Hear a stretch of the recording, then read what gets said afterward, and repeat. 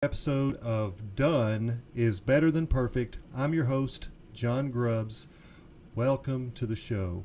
So today we're going to jump right in. We're going to talk about a topic that is very uncomfortable for most, and hopefully at the end you will find the value in, removing the wrong people from your team. You know, leaders struggle with this balance of being kind and strong at the same time. So I'm going to share with you a story that I think will kind of illustrate how you can improve when it comes to the quality of people that remain on your team. So today's topic is how to fire someone. Now, let me prescript this with a little bit of information. According to Nobel Prize winner Richard Thaler, we make twice as many decisions out of fear rather than opportunity. So think about what that means. In today's litigious world, many people are afraid of firing the wrong people. So today's show is in two parts. I'm going to first share a story with you, and then we'll do some skill building at the end so that you can get the most out of today's experience. I will share a simple and effective method to terminate people from your team. Stay with me until the end. You'll be glad you did. Now, before we get into the story, I want you to remind you to share your thoughts. I want to know what you think. Like and subscribe to the show. Together we can make the world a better place, one video at a time. So here's how our story begins. Edward took over as branch manager of this bank 8 months ago. He is new to town in this particular branch, but not new to the company. He has been an assistant branch manager with success, and his promotion to branch manager at this bank it's been long overdue. And during his tenure as assistant manager, he was mentored by a very good manager who taught him how to run an efficient and profitable business. And overall, most of the employees at Edward's new bank are excited to have a new manager. The previous manager he was aloof and did not really lead the team. He was more preoccupied with making the branch look good to corporate, no matter what the cost or impact to his local team. Does that sound familiar? And as a result, morale had deteriorated to the point that most employees are just cynical about management in general. They're hoping for better things, but are not holding their breath for it to come. The quality of supervision for this bank is now very poor. In the past, under the previous manager, supervisors had very limited authority and didn't get much respect from the employees on the front lines. As a result, good supervisors had left, and those remaining were either gluttons for punishment or they were incapable of supervising at any other organization. In other words, they were stuck here. The branch had pushed away good leadership and emasculated the remaining supervisors to the point that they just have no credibility with the team.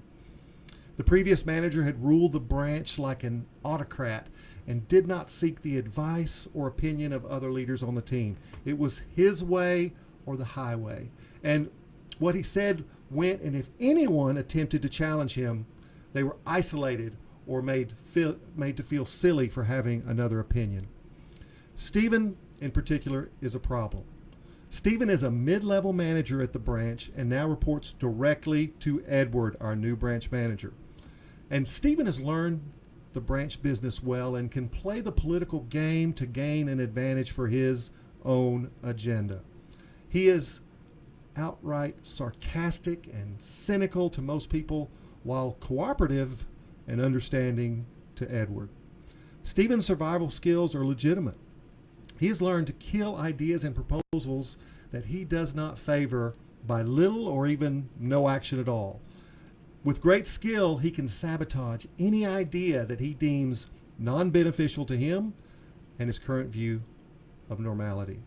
Change is not something he desires, and he's become quite comfortable in the world of now. Fellow supervisors and managers all know Stephen's personality and have learned to tolerate his sarcastic and even negative view of people in the business. As a matter of fact, they have become convinced that Stephen is now a permanent part of the team, a permanent part of the landscape at this bank. The prior manager liked the fact that Stephen got things done and well, he just didn't rock the boat.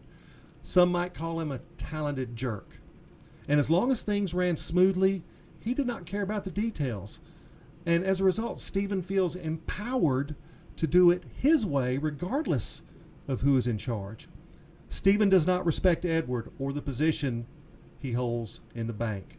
He feels independent of higher authority and does not plan anything around change or what he does on a daily basis. Edward is a high energy manager, and he plans to take this mediocre performing bank to the next level. He was a major part of success at the previous branch and plans to implement the same changes here at this new bank. He is somewhat aware of Stephen's reputation and suspects that Stephen is a sycophant who kisses up to gain personal advantage. And deep down, Edward knows that Stephen is detrimental to the team and that change is necessary for improvement. Edward knows that Stephen is likely, he's likely to remain the same and not change, and that he will be a hindrance to the new ideas needed for success. Stephen's personality and negative attitude are, they're simply cancerous for the positive message Edward has for the bank. Yet, Edward, our new branch manager, is hesitant to act. Why? Well, here's some answers to the question that I think we are all confronted with. New leaders are often faced with a situation similar to that of Edward. They know what needs to be done, yet they're slow to act. And there are two primary reasons for inaction at this point, and both are equally detrimental to the leader, to Edward in this case, and of course the rest of the team. First, the new leader rationalizes the short-term benefit over long-term cost. In other words, Edward might rationalize that Stephen's institutional knowledge, his skills, are too valuable to lose while he's trying to make a positive mark on the new bank. Sound familiar? Edward becomes myopic or nearsighted to the point that he may not even see Stephen as a barrier to success. And the second reason is the new leader assumes that the termination of a long-term employee will compound the current bad morale and make things worse. Edward believes that Stephen's termination will create more fear and uncertainty in an environment that is, it's already struggling. But here's the case, folks. The reality is actually the opposite.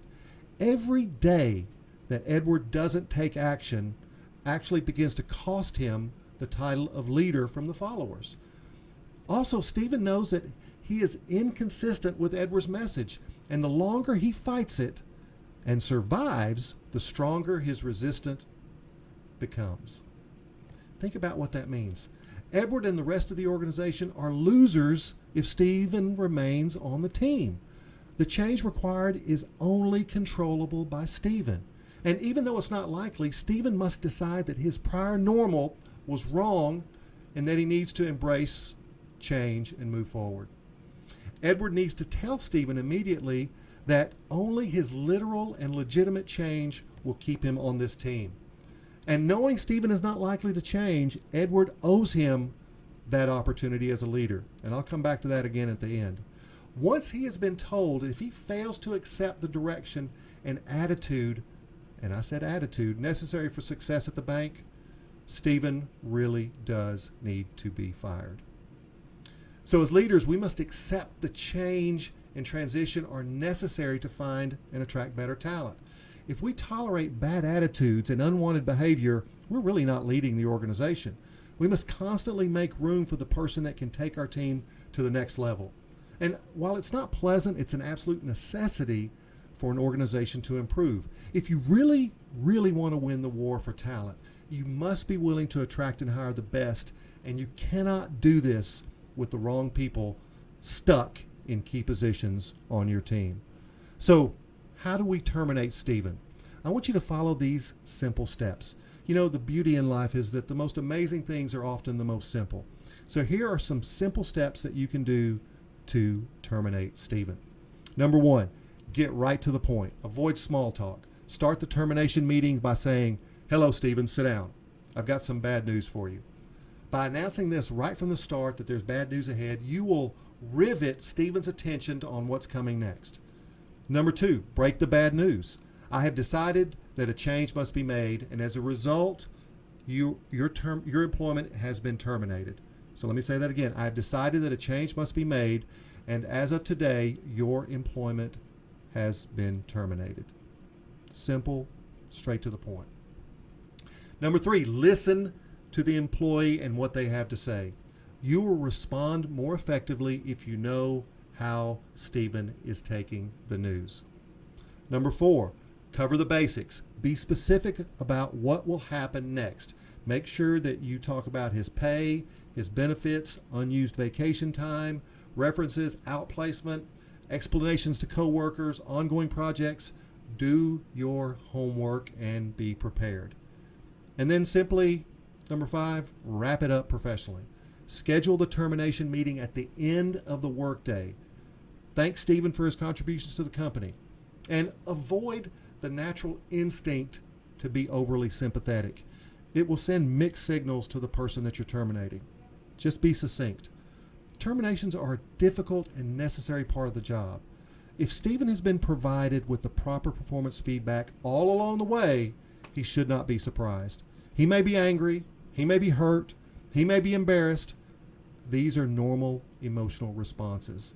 Remember, you are performing an essential part of your job as the leader, as the branch manager in this case. So this show is about your growth. If you have found value, share this with others so they can learn as well.